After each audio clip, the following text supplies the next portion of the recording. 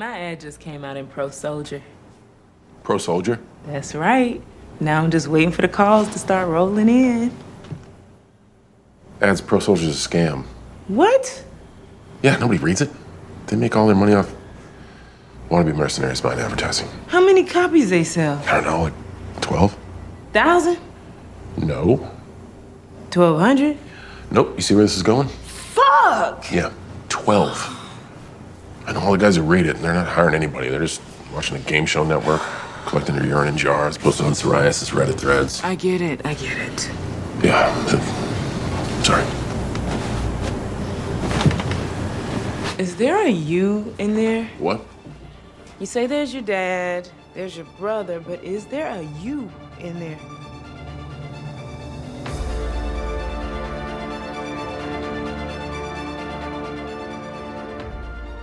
Hey, panelists, welcome back to the show. I'm Mark. And I'm Steve. And this is Panels to the Pixels podcast. And in this particular episode, it's going to be a spoiler-full podcast about Peacemaker Season 2, Episode 4, entitled, Need I Say Door? So, Steve, you want to tell us a little bit about the synopsis of this? Sure. With the help of new recruits Red St. Wild and Judo Master, Argus lays siege to Peacemaker's home in search of the QUC. Meanwhile, Harcourt receives a tempting offer from Flag, which comes at a steep cost to Peacemaker. Yeah. Dun, dun, dun. Which is so funny, too, since this is spoiler for, we don't even see the outcome of that. It's left on a cliffhanger of that. So we're going to see that next episode, everybody. So those of you who have not watched, stop now, go back, go to HBO Max on your app and your Apple TV, Roku, or even your cable box. Watch it and then come back to listen to us, unless you like to be spoiled. So, but initially, I really did enjoy it. I love the acting between Cena and, what's her name? I have her name on the tip of my tongue. She plays Adebayo, and they're amazing together. Daniel Brooks. Oh, yeah. They make those characters work together perfectly. I think you could see the friendship in them. They've gone through so much, and you can see how close they are. And then throughout it, you see Steve Agee, of all people, showing loyalty to Chris and trying to help him out too. Yeah. So yeah. I'm starting to see a lot more of who Chris confides, and it's more of a family to him, to help him in this journey. So and within the story itself, within the episode, if you guys haven't watched it, he does confide into Adebayo about finding the door in this other dimension and everything else, telling her what happened, but he doesn't realize what he has in this world. He had a messed up life between his father, him accidentally killing his brother, but it made him the person who he is, but he wants that other life. And even Ad says to him, that you're just opening up a can of worms. Yeah, that's not you, she says. Yeah, that's not you. That's the other guy. You need to be you. Yeah, I like that. That interaction between the two of them is really the heart of this particular episode, seeing her, that the point where, and, she questions the reality of this other reality, whether it is actually, or it's just in his mind. And so suddenly we're now questioning the same thing and going, well, is it something that's just as now, don't get me wrong. I don't think so. Obviously we've got too much of other worlds and parallel dimensions and stuff in these movies and television shows that we know there actually is another world out there, but it does pose an intriguing question for Chris that he's going to have to face is how is it that suddenly I'm faced with this ideal world, and that I want to be part of. I want to be a hero. It's a place where I'm a hero, where I've got my brother, where I've got my dad, where they love me, where we're loved by people, where Harcourt apparently loves me. And, we get confirmation that in that other world is where she and Flag are still together, and we get the also maybe confirmation that there must have been something between her and the primary Flag, because Rick Senior comes to see her Yes. and stuff, and indicates that there must have been some kind of relationship between her and the prime Flag. That we just didn't see previously, but before this season. But yeah, no, I enjoyed the episode as well. I liked it more the second time watching it, and just the absurdity, the certain things of the absurdity of certain things was Rooker is just has gone. Oh, I love Rooker. Beyond, yeah, he's gone beyond the deep end at this point, and I Red can't wait Street to Wild.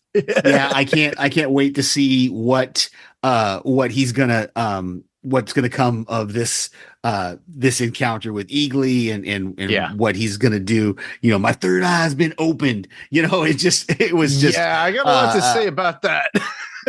so I was really happy to see more of him, and that we're gonna see more of him going forward. Same here. I love the character. It's very different.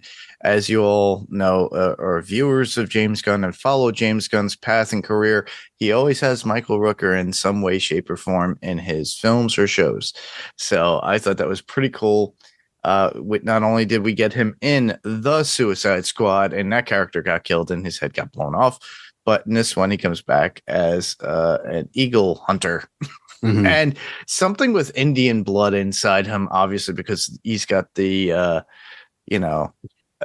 the weird braids and everything else in his hair. He's got all the in American Indian style or Native American Captain's cultural appropriations. Just a little bit, but it's so cool. It's how he does it. Now you see a lot more of the man in the film, in the show episode, that you normally do, because he's down to his skivvies and dancing around. So Rooker does pull it off. And if you guys are convention goers and go to the sci-fi horror conventions like Steve and I do on occasion, I've met Rooker a number of times, and he's such a pisser just to talk to and hang out with and talk to. He's a nice guy, but he's a bit out there, like a lot of his characters. He's definitely not Henry, a portrait of a serial killer, though. And like I said, the episode was really, really great, and like we were talking about before we started recording, it ends on this cliffhanger of finding out what's going to happen next. We kind of had that cliffhanger in the last episode. We thought we were going to get the confrontation between Chris and Argus, but that didn't happen in this episode. So we're going to have to see it in the next episode. Hopefully we'll actually see the confrontation. Harcourt tells them, don't just have these two guys. You come after the Peacemaker. You're going to have to bring all of it. And Rick says, oh yeah, no, we're bringing everybody's coming. So it's going to be an interesting fight to see what happens in the next episode.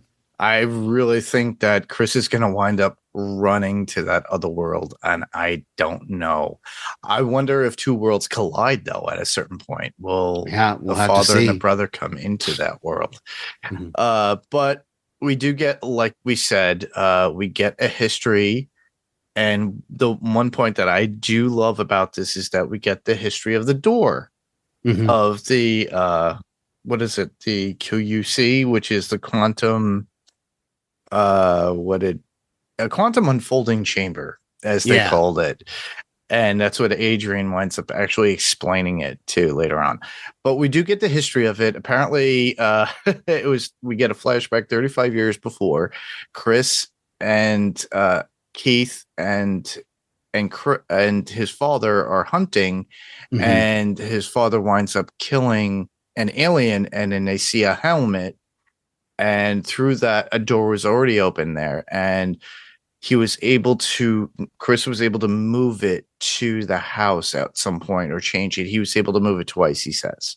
Yeah, he says he moved it. So, and this is where I kind of got a little confused, but I think I understood it in the second viewing, was that his father apparently lived in his trailer before he had his house. Yes. So that's what Chris says, is he said, we moved it from the forest to my father's trailer. Then he moved it from the trailer to his father's house. at some point. Correct.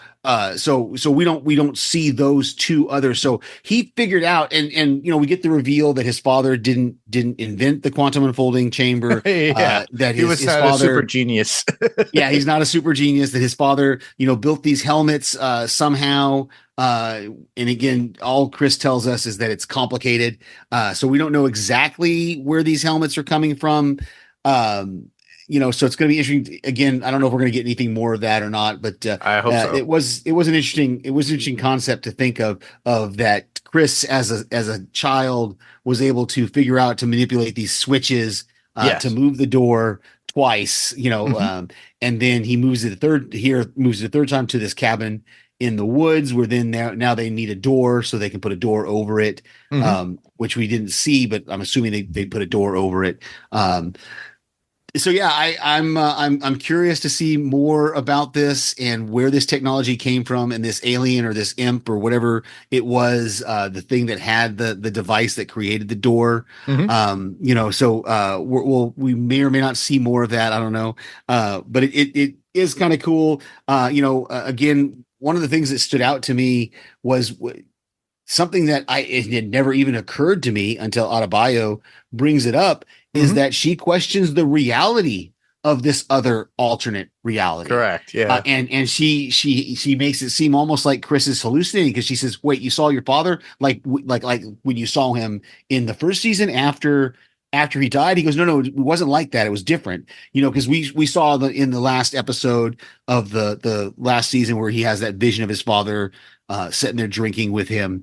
But this is a real person, a real place. But again, Adebayo has us questioning this. Is this all in Chris's head? Has he made all this up? And it's an interesting twist that we'll have to see. I'm pretty sure, knowing what we know, that alternate universes do exist in these worlds and things.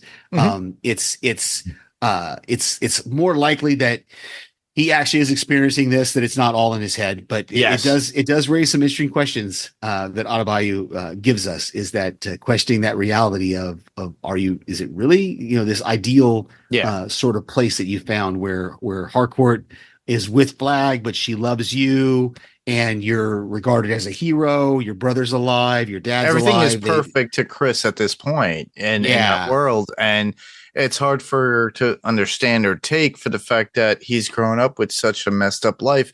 He shared so much with her that she knows who Chris is. And it's like, are you losing your mind, sir? Or what's going on? And Ads is just being a really good. I just love how he calls her Ads in this, though. That it's a good way, because I always tend to screw up names. Adebayo is very hard to pronounce for me at times.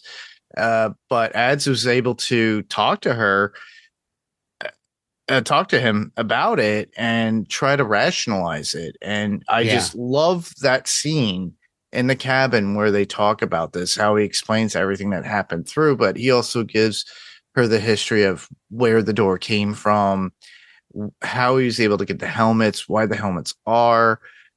He even mentions at one point that it's like, she goes, I thought your father was a super genius. And he goes, my father, flunked out at the 10th grade. Yeah. And it's like him being very casual and understanding about it. But the best thing too is like the how Ads is actually progressing, and her hopeful for this world for her of creating this own agency of her own. And she's put it into a magazine, Pro Soldier magazine, and it's meant for law enforcement, military, and home defense. And she brings it up to Chris, and Chris goes, about 12 usually.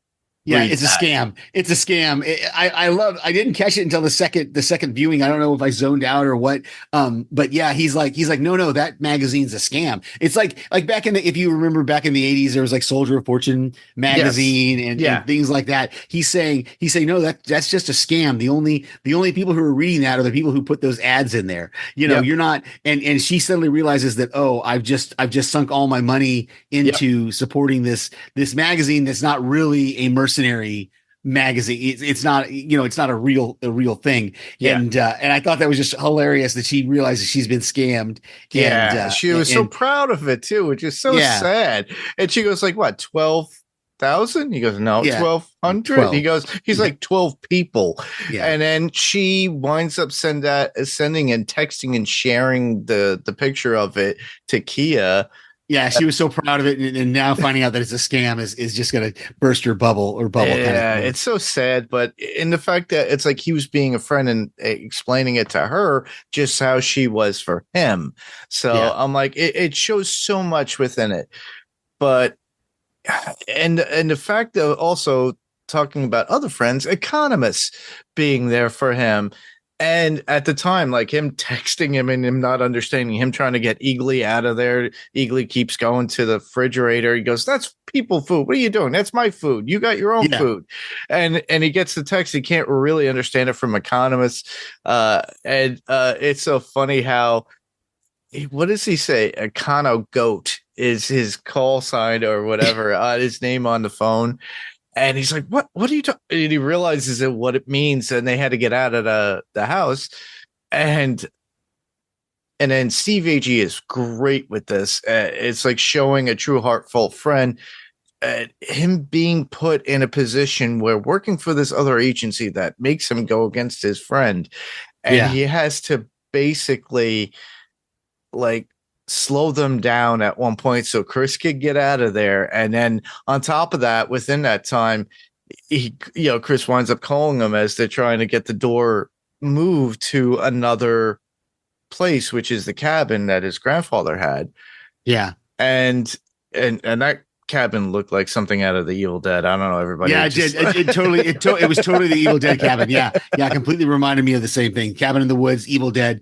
Yeah. Totally had that same vibe, especially when it explodes, when he moves the door. Yeah, no, it was great. It was great to see economists, standing up for, and I love how he just owns it with Bordeaux. Bordeaux is like, "I don't have to take your crap," and economists is like, "Well, actually, you do. You should have read my file because my file told you that I had these antisocial or these I have these social dynamics where I do interact with Peacemaker and with this. So you just it is your job to deal with my crap. So I thought it was really cool that he just owns it and just like, no, you do have to deal with it. And she realizes that she has no other choice.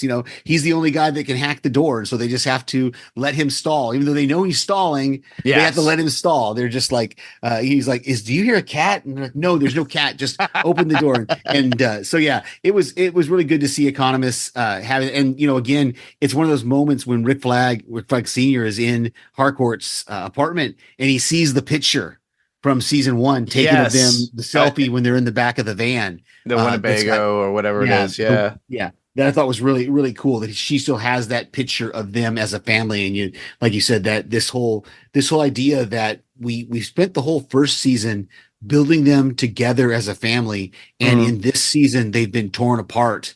And seeing how they're going to come back together by the end of this season is I'm hoping anyway they come back together by the end of this season. It's literally them being distant for a while. They came together for that big party scene, that particular episode we spoke about. I think it was episode 2. And now there's been time in between. Everybody had to settle into their own things. Addie has her own thing that she's been working on. Harcourt trying to struggle with her aggressive behavior and being pretty much black booked by every person because of Waller, and Flag telling her that flat out that, yeah, you got black booked by Waller as she left the door. And you can't get hired. And now that's why she is being torn apart by turning on Chris at this point, if you think about it.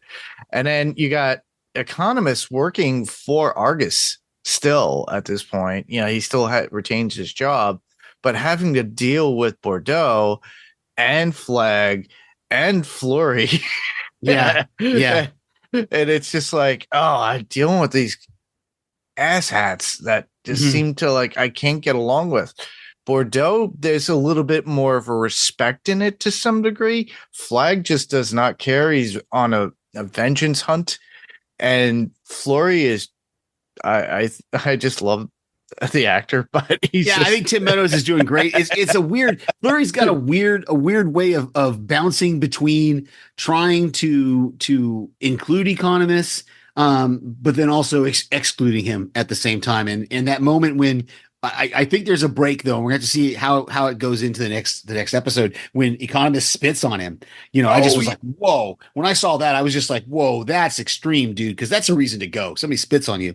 I was surprised at the restraint that they had Fleury's character keep when he does get spit on, and Bordeaux kind of holds him back there a little bit. But I thought it was great that he keeps calling him Ginger Cool, even though he doesn't like that. And GC, GC, and all that. So Tim Meadows, he's a little confusing to me, but I like the character. I like what he's doing with it, and can't wait to go more forward and see what more we have of this. Yeah, I really did enjoy the interactions, how they were able to work up with the characters. It's like more character improvements as they go along, and moving the story along too. So I like it. This was a short episode at 39 minutes of all things too. Yeah, real quick. It goes by quick, but there's so much that happens within it. So thankfully, I love how Chris calls Adrian to get a bunch of doors and hinges and meet him at the cabin. And of course he's like, I'm his second best friend. It's like I knew about this. Oh, it's the quantum chamber.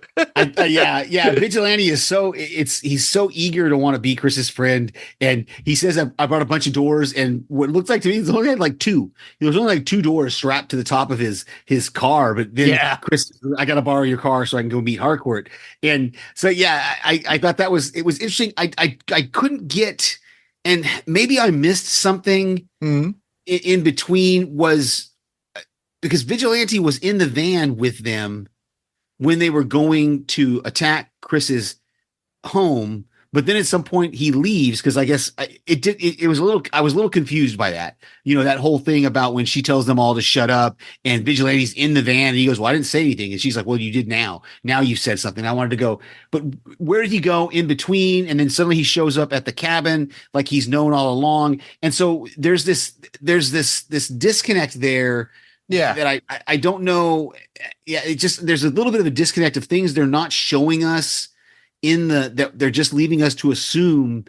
Like I said, we didn't see him actually contact Vigilante, but obviously he did contact Vigilante and asked him to bring the doors, because that's the first thing Vigilante says is, "Oh yeah, I brought the doors and stuff that you asked for." And he goes, "Oh yeah, come." So we never saw that. So I was kind of I don't know.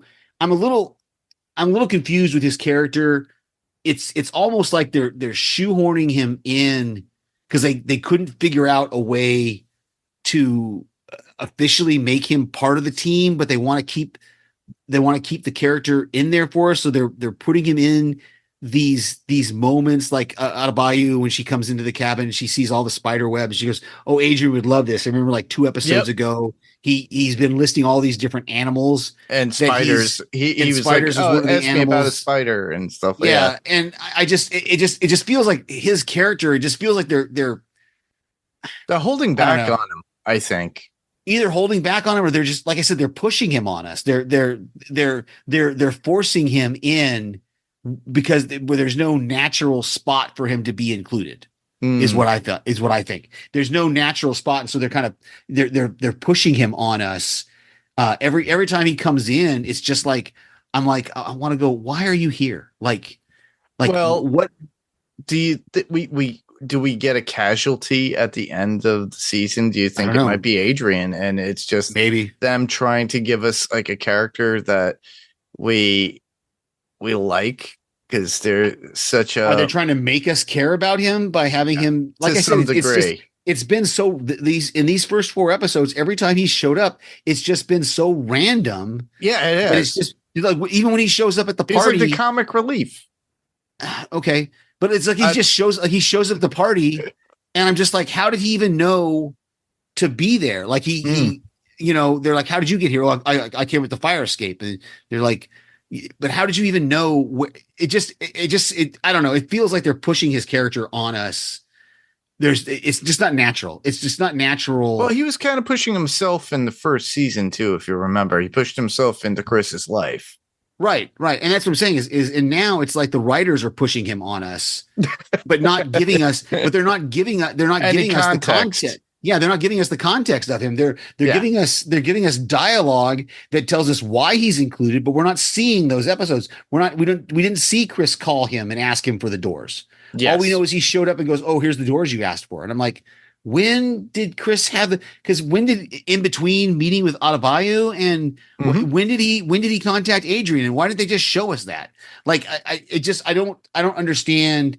It's almost, if you ever watch Rick and Morty, like there's a character that they kind of shoehorn in one of the seasons, Mr. Poopy, but yes, he just kind of shows up all of a sudden, and now he's suddenly in all these different moments. And that's what I feel like with Adrian, is that he's just showing up at these moments, and I'm like, why are you included? So it's like he's there for comic relief, and he's not a credible character in any way. Yeah. And he's not even very funny. I mean, it's not even, it's comic relief, but he's not even doing anything. Like, he didn't do anything.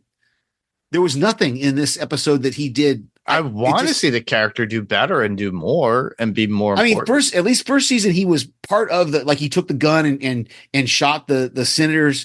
Like he did stuff in the first season. Yes, he did. And in this season, it's like he hasn't done anything. He's just there. He just shows up all of a sudden, says a couple of lines, and then he's gone. And then he shows up again, says a couple of lines, and then he's gone. And I'm just like I said, he shows up in the van, and I want to go, why is he there? Like, I understand when Waller made him part of the team in season 1 because she didn't have any choice. But why is he still part of the team now with Bordeaux and Fleury? Why have they included him in the team? There's no reason for that. There's no, I'm just questioning. I'm just questioning his presence. Same here. I would question it too, just the same. That was been on my mind because the center focus is always Ads, Chris, Harcourt, and Economist. That's the team. That's the team. And in season 1, like I said, in season 1, Vigilante became part of the team. And if he'd been, I just don't. They've either underutilized him for a reason, and they're going to give us that reason at later on in the season. Yeah. Or he's going to end up. I don't know. I just felt like this episode. Even Ads in the first season was underused to some degree until the very end of the season. If you think about it. She was there. But she was still part of the team. She was Waller's daughter. Part of Waller's team, yeah. I'm saying she had a reason for being there. And even in season 1, Adrian had a reason for being there. There's been no reason for him to be there in this season, in my opinion. There's been no reason for him to be there in this season. Yeah, it just doesn't. He was shoehorned in to some degree. And because he was there from the first season, they just didn't know how to write him in, I think, probably. Hopefully there is, towards the last half of the season, he makes something that's credible for his character. Some sort of contribution. Yeah, give me some sort of contribution other than just showing up. And like I said, it's just been weird. The times he's shown up, it's just, like I said, when he was in the van, he was just sitting there in the van the whole time, not saying anything until she told everybody to shut up. And then he goes, you see him in the back. And then suddenly you realize he's there, and you go, oh, you're here. And he's like, well, I didn't say anything. She's like, well, now you're saying them. I'm just like, okay. Yeah. It just, I don't know. It's just that character. It just, and then he sneaks away. and then he sneaks away at some point to get these doors for whatever reason. Like, there's just, we're either missing some scenes that they left out, that they're just wanting us to fill in the blanks or something. I don't know. I'm questioning. Should have been a longer episode. They could have easily, because normally they're about close to an hour. I know. So. I'm just questioning his presence at this point. So, well, you had mentioned Red Street Wild, which I do like, and I love his character. I love how Rooker portrays him, and the fact that Economist trips him, and then his head smacks into the rock, and he opened up my third eye. And I love that. Rooker's doing. He's so absurd. The character is so absurd, and so crazy that it's just so. Wait, you mean there was a second, like a second? That means he's the prime eagle. I'm just Exactly. I mean, economist is just like, I really feel like you're just saying words, and there's other ways to interpret that. No, there's only one way to interpret. It's hilarious. I And love the it. fact that he eats Eagly's poop. I love the end credit scene where he's adding all sorts of other things to it, like beluga caviar. Oh yeah, the outtakes was amazing. It's like, this bird eats better than I do. Yeah. I'm. It was just like that, cold cuts and potato chips was out of the original scene, and then later on, it's just like, oh, he had this, he had that, all these extra things. Yeah, it was great. It was hilarious. I love the scene at the fire where he's dancing around. He's in the Native American garb, and there was so much blood coming out of that head that he was able to put it into the dirt. That was the one thing I was like, wait a minute, hold on, that's a lot of blood. It's a lot you of really blood. need to see a surgeon or something if that's the case. But he does this whole, like, if you remember Alpha Flight from Marvel, the shaman that was in the group of that, it just reminded me because he had an out of like body experience, and he just follows Eagly, or is able to track him astrally and finds him in the cabin. Yeah, I thought that was great. Yeah, that whole astral form thing where he's flying. It's just that scene, him dancing around the fire and the music that's playing is just. It was just incredible. I can't wait to see next episode what he brings even more to the to the party. So yeah, I'm loving it. Yeah, and then the final scene, literally, it's just Amelia Harcourt at that point, and Flag coming up to her saying, "Hey," and then she conveniently gets a text from Chris, and then that's when he leaves. But it was a setup for her to bring Chris to Flag and then to attack, and they have a whole team to deal with him at this point, and that's where it really stops off at that point. So I think next episode's probably going to be a little bit longer, and it's probably going to be a little bit more intense. So I thought overall this was entertaining and fun, as short as it was, but gave us so much about Chris, ads, economists, and everything else. And kudos to Steve Agee. I just love Steve Agee. He's such the comedic actor, but he can do serious, as you could tell within this episode. He was very serious with Fleury and Bordeaux, and just getting that dialogue out there and acting his ass off. And I really love him. The best part is, if you listeners are not aware of Steve Agee's work, if you really want to see some funny stuff, if you're not a fan of Superstore, it was like back in 2019, 2017, maybe to 2020. It ran about 5 or 6 years, almost about 5 seasons. He was in that from season 4 on. So I think it was about maybe that close to 7 seasons. I just did a whole rewatch of it. I have it on iTunes, but he's in there from I love Superstore. 4. It's a great show, but he was in there season 4. He's not in there all the time, but he's hilarious in it. And you got to watch it if you want to see more like comedic. Yeah, he did. Stuff. He had a recurring role on New Girl. Yes, he was outside Dave. I thought was hilarious. He had a great, Steve Agee is incredible. So kudos to him in this. And the way he plays, he goes from comedic to serious is really, he does really a good job in this episode, particularly. So there's also something out there, because I do follow a lot of stuff that's on Instagram, and the actress who plays Bordeaux, if you don't know, Sol Rodriguez, she has her own Instagram, but they had it for the original Peacemaker and for the other Instagrams that are following for Peacemaker. And there was them after, I guess they were doing scenes, and it was something of her trying to teach Steve how to speak Spanish. And it's pretty funny how you see them walking by and he can't get the words right. So I suggest that. I highly recommend it. But it shows you how friendly the cast and crew are together, and how funny Steve Agee is, even as a person in general, because it seems to show not only in his work, but his personal life. So he must be a guy that you just want to hang out with. He's probably probably the big cuddly teddy bear that he is, because he is very tall. Very cool. If you think about it. Yeah, good stuff. Yep.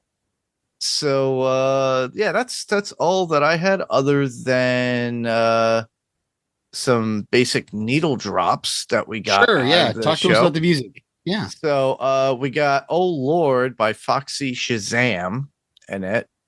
And I believe that was where you see Rooker's character, Red Street Wild, doing his little dance. And I could be wrong. I didn't get really the particular ones on this from this other website I normally go to, but Oh Lord by Foxy Shazam is in there. Please Don't Leave Me by Pretty Maids. And then A Shot at Redemption by Heat. And it's spelled H.E.A.E.A.T. So if whoever's picking the music is amazing within it and within the show and production wise. So I'm really enjoying that. It's my kind of jam. But I'm sure if you guys like what you're hearing, just go to the Spotify. They actually have an official Spotify for Peacemaker. So check that out. Put that on your playlist if you really like that. It's probably a good workout regime, Okay. Yeah.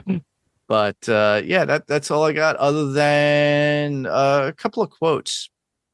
Yeah, go ahead. I have nothing, so you're good. All right. I have one from Flory saying, GC is a little upset because we're about to go arrest his friend and kill his favorite parrot. Yeah, that was hilarious. And this was Chris after his fight with Judo Master. You're just a piece of toilet paper stuck in my shoe. I just can't pick off. Yeah. And then there's one from Economist to Bordeaux that I really did like.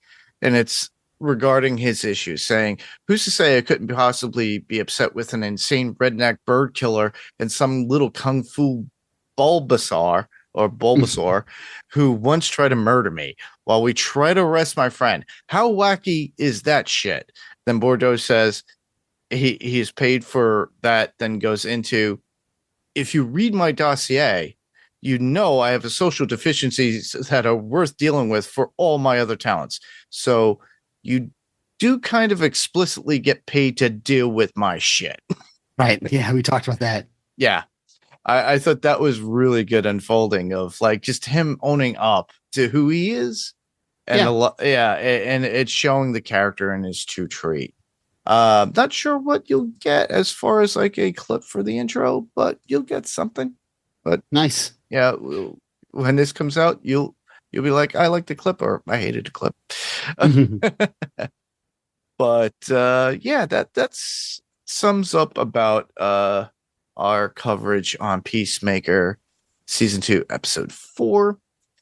But yeah, we're at that point where podcast recommendations or where listeners could hear you. Yeah, I was just typing in the doc. Yeah, I want to say some podcast recommendations. I've been really enjoying the coverage of Alien Earth by TV Podcast Industries and Podcastica both. Awesome. They're doing a great job of covering that show. If you've not watched Alien Earth, if you're a fan of the Alien franchise, check it out. It's a really good, it's a good watch. It's on Hulu, and and they do a great job of covering those shows. Yeah, I do agree with that too. I have a lot of catch up on the actual episodes of Alien Earth, but I plan on doing so now that I've finally finished Dexter Resurrection with Becky and everybody else. You were there for the last episode. Yeah. Yep.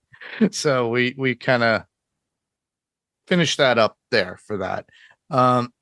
Well, other than that, yeah, I mentioned that we did that on What's On Tonight. There's a lot more stuff out there. Well, just to let you guys know, other than here on Panels to Pixels podcast, I can be heard on Sandman Cast. We have one more episode to cover. By the time you get to hear this, I've already have the last one out on Panels to Pixels, which is the finale of Sandman on season 2. But there's one extra episode. Podcastica will get it just the same. I can be heard on Adrenaline Cinema podcast as well, and the Harcourt Entertainment podcast whenever we throw anything out there, like What's On Tonight or the Hardcore Music Podcast. So just keep you guys notified. The PowerCoreEntertainment.com site is up and functioning and running, and we have links for Adrenaline Cinema Podcast, Panels to Pixels Podcast, and soon What's On Tonight will have everything recording. If you wanted to go see or listening to your their Spotify playlists on there are links to those as well. So there's going to be there for Adrenaline, Panels, as well as What's On Tonight. I just have to do little minor things, and then it'll be the Hardcore Entertainment Podcast eventually as well, with dinner with her, and then that's about it. And I can be heard on various other podcasts that I send voicemails to. So check those out. And of course, right here on Panels to Pixels podcast. Awesome.